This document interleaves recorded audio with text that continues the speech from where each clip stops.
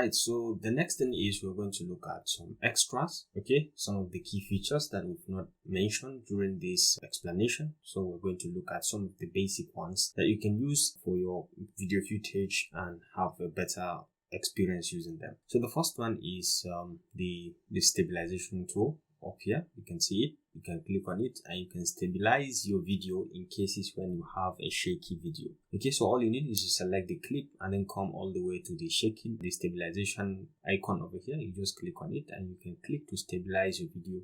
You can play around with the percentage increase. You can increase it up to 50, 60%.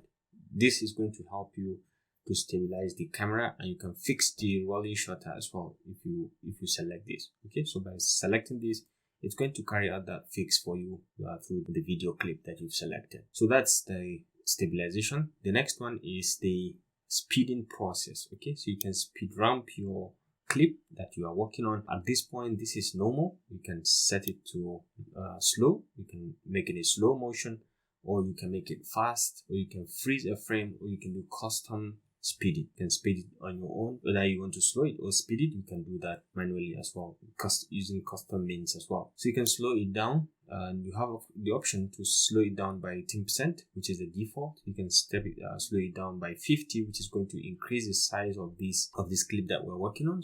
So you can extend to however length you want it, and this signifies forward, and you can reverse it as well if you want by just clicking on reverse. It's going to reverse it. You can see the direction by merely zooming at this little tortoise. If you zoom at this small tortoise, you can see the direction. You'll be able to see the direction of the clip. So this is reverse instead of the forward. So you can reverse it and do other things as well. So this is about speeding a clip, slowing it down, or you can do the same. You can fasten it by 2%, 2x, which is 200x, 200%. Or you can do 4x, which is going to make it quite shorter, and you can do 8x or thereabout. Okay, but I think the normal one is quite good, and you can use that as you so wish, because when you are in slow motion, maybe let's say 25%, if you try to play it, you will notice the slow motion effect. Okay, you can see it moves slowly. That shows the slow motion effect on the clip. So the next thing that I want to show you is the filter and audio effects. So by just clicking on this icon, you'll be exposed to this clip filter. Once you select this, right now it's set to none, and then you have multiple clip filters that you can select accordingly depending on what you want to show on your video. So if for adventure you want something like this, which is pure black and white, you can just click it. With one click, it's going to convert the entire clip that you've selected into this particular coloration. So you can just hover over any of them and see if it is exactly what you want. So I think something like this is cool, or you can go as far as this with some vignette.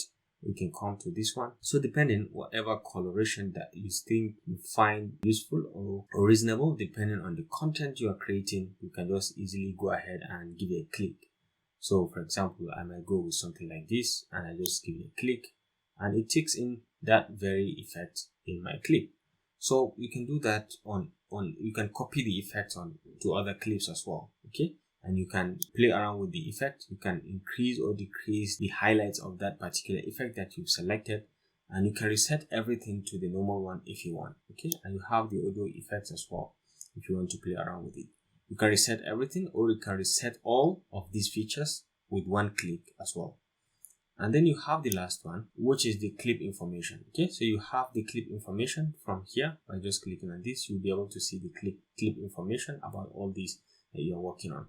This small gear icon, like I've explained, is for clip size. If you want to increase the clip size, you can increase it or decrease it accordingly, and you can see you can increase or decrease, basically showing you how some of the thumbnails. Okay, and you can zoom in and out also if you want to extend and see more details in terms of the clips that you're working on directly. So you can zoom in and out, and you can show the waveforms also if you want to show the waveforms from the audios that are attached to the clips. You can show all that from here. And for the other settings down here, you can be able to do fade in to black, or fade in from black, or fade out to black. You can do all that, and you can extend the sizes as well at the bottom level also from here. And you can decide to show or unshow the waveform in cases when you have a clip that have a waveform.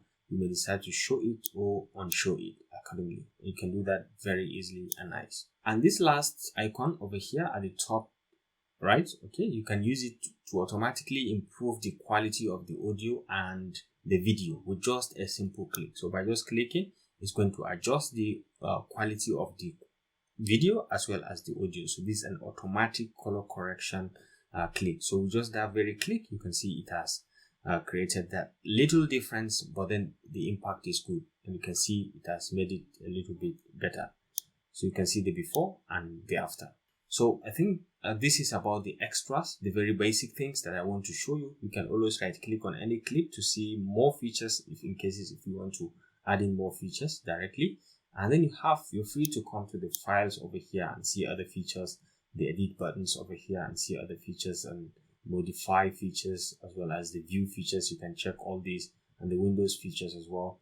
You can check out the projects or hide library or minimize and do other small other features as well from here. So just feel free to give it a try and go ahead and learn some of the basic things on your own while practicing with your own video clips, and you can see the major difference as you work on.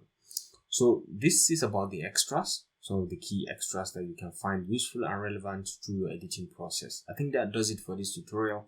Thanks for watching, and I will see you in the next one.